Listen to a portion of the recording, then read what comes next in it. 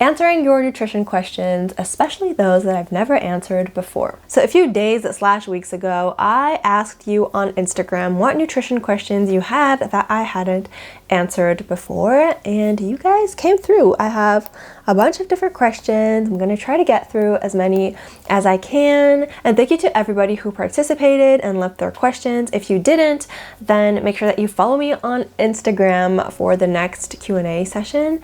And also, I'm going to try to be a little bit more active on Instagram now, so make sure that you're following me there, and also don't hesitate to let me know what type of content you'd like to see on there. So let's go right ahead and start with the question that is, what are the best plant proteins?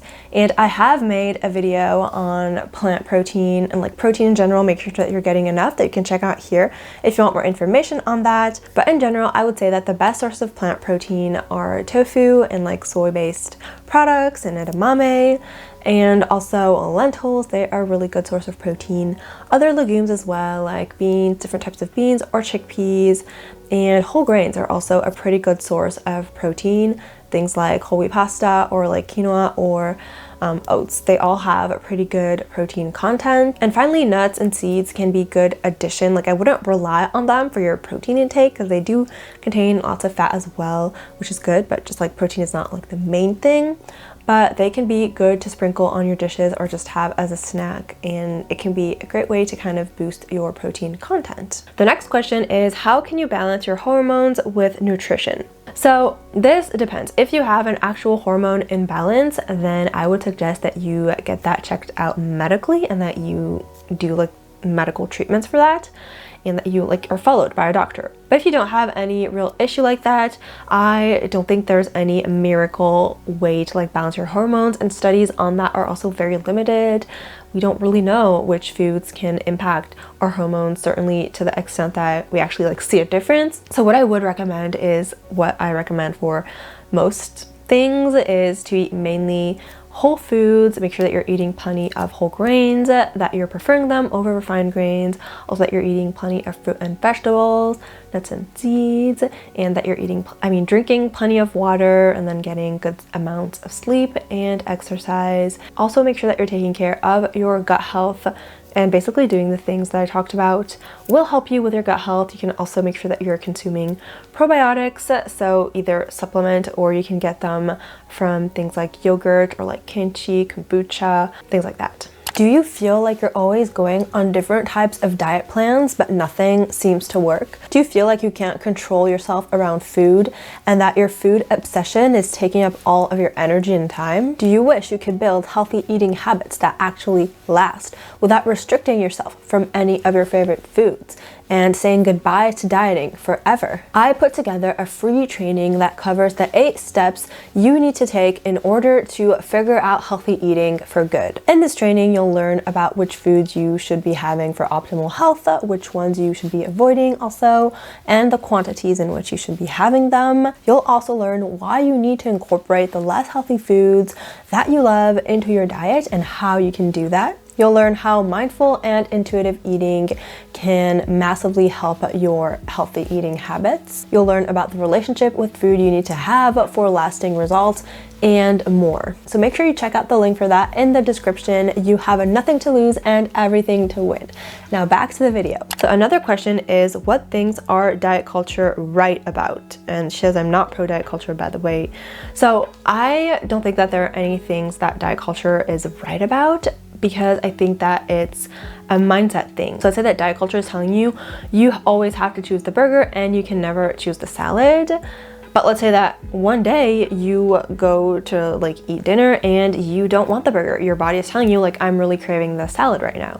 So the good answer to that would be to eat the salad. But it's not because diet culture is right, it's because you listen to your internal hunger cues and what your body was telling you. So I hope this makes sense. It's not really a term like right or wrong. It's anything can be like right or wrong depending on the mindset that you have.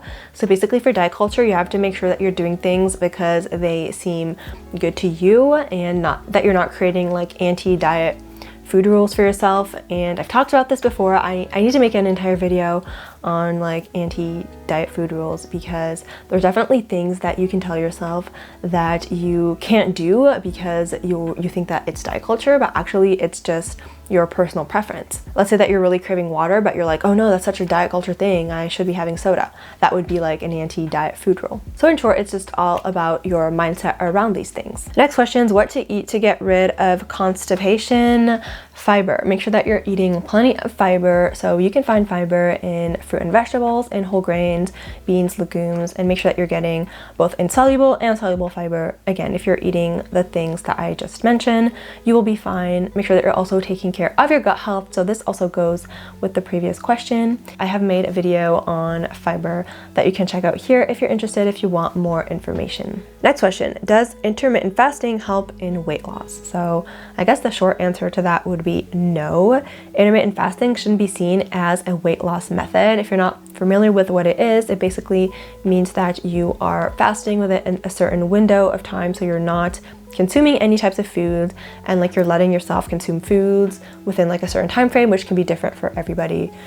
If you want to know more about intermittent fasting, I made a video on it that you can check out here or in the description. But in general, no, it does not promote weight loss. The only thing it does is that it reduces the amount of time you have to consume all the calories you need, so that may translate to eating less and losing weight. But for me, the negative effects of like preventing yourself from eating, like restricting your body from food when it's hungry, aren't worth it. But again, check out my video if you want to know like the entire thing about that. So next question, are oats good for weight loss? Same thing, I wouldn't say like oats make you lose weight, but they are good for a healthy, balanced diet in general. They are a whole grain and they do contain lots of protein and fiber, and they are very beneficial to start off your day. So I would definitely recommend eating oats. Next question, whole wheat bread is good or not, or should I cut out all wheat products?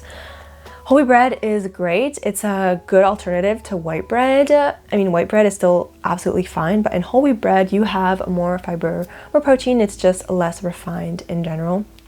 So I would definitely recommend eating whole bread if that's something that you enjoy, and definitely don't cut out whole grains. So many studies link eating whole grains to better health outcomes and like disease prevention and lower BMIs and better control of like insulin and glucose levels and all of these things. So make sure that you are eating the whole grains. Are there certain foods that you should make sure that you eat every day, like grains or fruit? So ideally, I would definitely encourage you to eat certain foods every day. So fruit and vegetables, definitely. Get some type of portion of them every day. Beans is also something that I would recommend eating every day. And also I would recommend drinking water every day. And also one thing that I do is I really try to eat a food that I love every day. I think that's really important. If you have something to look forward to every day, then it's much easier to live like a healthy, balanced lifestyle rather than just like saving all of your fun foods for like the weekend. It can get pretty frustrating. So what is your take on collagen powder for skin and hair?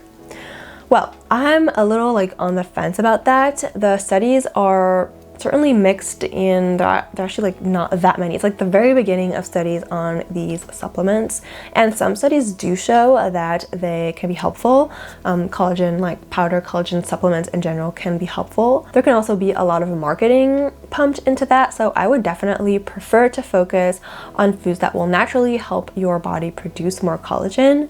And this includes like things like eggs and also foods like citrus foods and like berries, just like fruits and veggies in general that have a lot of vitamin C that can definitely help boost collagen. Having lots of greens as well can help, as well as beans. So I would more so focus on these foods, but I'm open-minded to seeing how the science develops on these collagen powders. What do you think of dairy, especially yogurt? So I have no personal issue with the dairy. I think that the dairy industry was at first like idolized and now it's like demonized, and as usual, the truth is somewhere in the middle. In terms of studies, it's really hard for me to position myself because a lot of the studies are like dairy studies are funded by the dairy industry. So it's a little bit hard to be 100% objective on that, like with all this conflict of interest. The way that I see it is dairy is fine if you enjoy it and if you don't like over consume it. Specifically yogurt. Yogurt is actually like my favorite form of dairy because it has good like probiotics inside, so that can be really beneficial. But in short, if you consider dairy as like a health food that you kind of force yourself to eat because you feel that it's healthy, then that's not good. Like, I wouldn't do that. But if it's something that you enjoy, then I would definitely go for it in moderation, like everything. So this person asked, are palm oils bad for you? And then, are farmed fish not nutritious? So for palm oils, it's not that they're bad for you. They're not good or bad. They have certain benefits, they have certain downsides. They aren't worse than many different types of oils, and they can actually be better than some. But I think that the issue with them is more like ethically and environmentally. That's why people kind of stay away from them. But from the nutritious side, they're not really an issue. And then the second part of the question about farmed fish, well, farmed fish are not less nutritious. Like, really, studies show that the nutrients found in them are pretty similar. Like, it's nothing groundbreaking between like wild fish. However, they may have higher quantities of like heavy metals, mercury, things like that. They also may be a little bit more at risk of developing certain diseases because of the way that they are like raised and farmed, and it's like a little bit less, it's less ethical, but other than that, nutrition-wise, it's pretty equivalent. Do frozen fruit and vegetables contain preservatives? Are their fresh counterparts better? So I talk about frozen fruit and veggies a lot because I really want people to learn the benefits of frozen fruit and veggies, because they are often more convenient, easier to store, you can have them for longer, and people just end up eating more fruit and veggies when they eat frozen ones. And in terms of nutrition, they're actually pretty equivalent, if not better sometimes, because they're actually like frozen at peak maturity. So I would definitely say go for it. In terms of preservatives, I'm personally not afraid of most like preservatives and additives. You kind of have to learn to understand which ones are okay and which ones you may want to avoid a little bit. For instance, if you see like ascorbic acid on there, that's just vitamin C, and that's a pretty common preservative in frozen fruit and veggies to help it last a little bit longer. But other than that, I wouldn't really worry too much about that. How many soy products can I safely eat in a day? Is overconsumption a real concern? So I know that soy is a little bit controversial. My opinion is that soy is good for your health and that all of its benefits outweigh greatly the like tiny little potential negative effects of soy.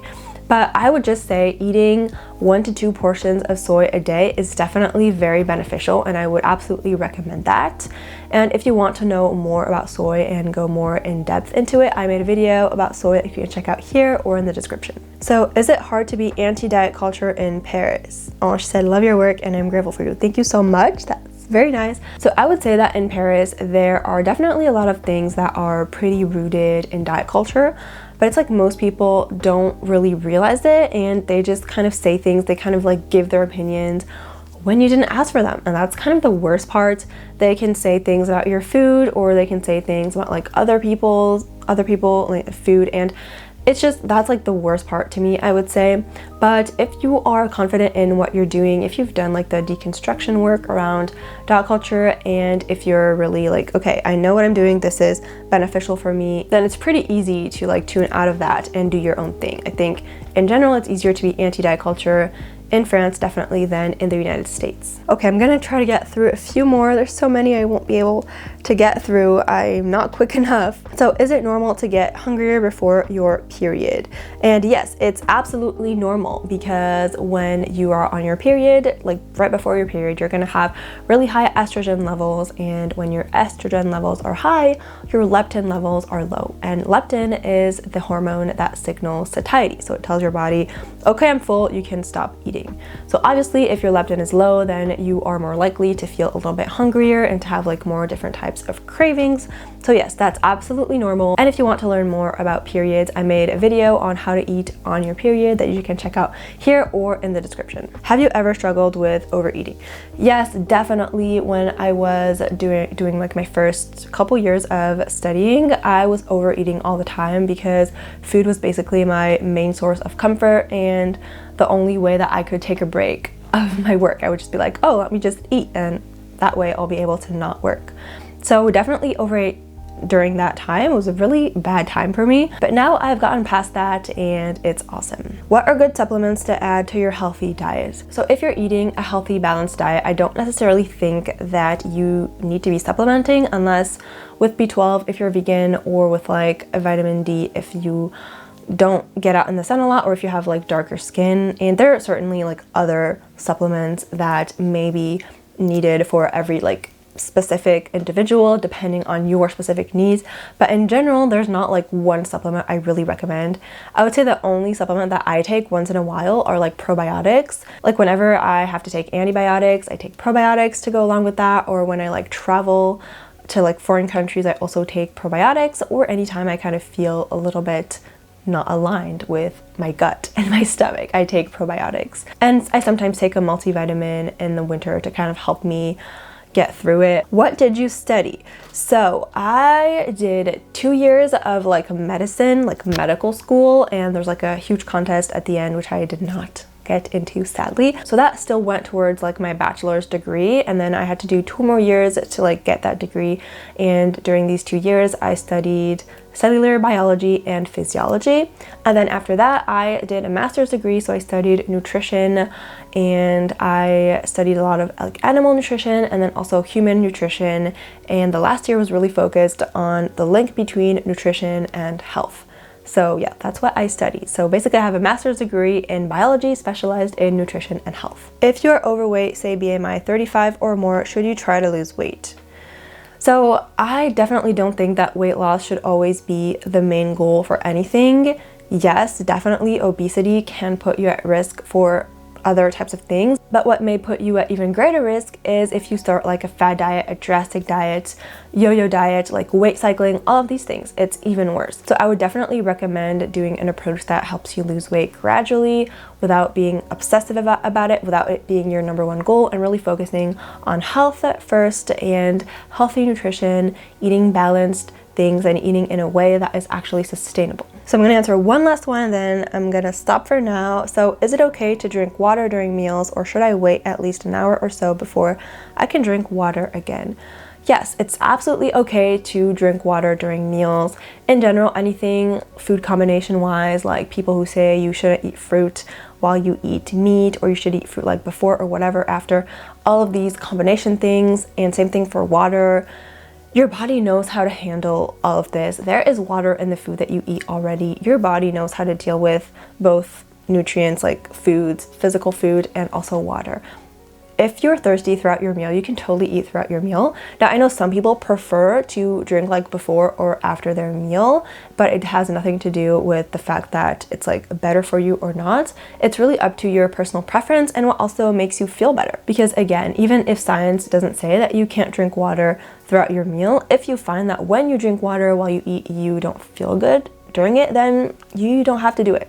Again, we're all individual people with specific. So I got cut off because I was just rambling on, and this video is already way too long. So I really hope that you enjoyed it. I hope that I answered some of your questions. Let me know if you would like to see this video type again, if you have like any other questions that you want me to answer.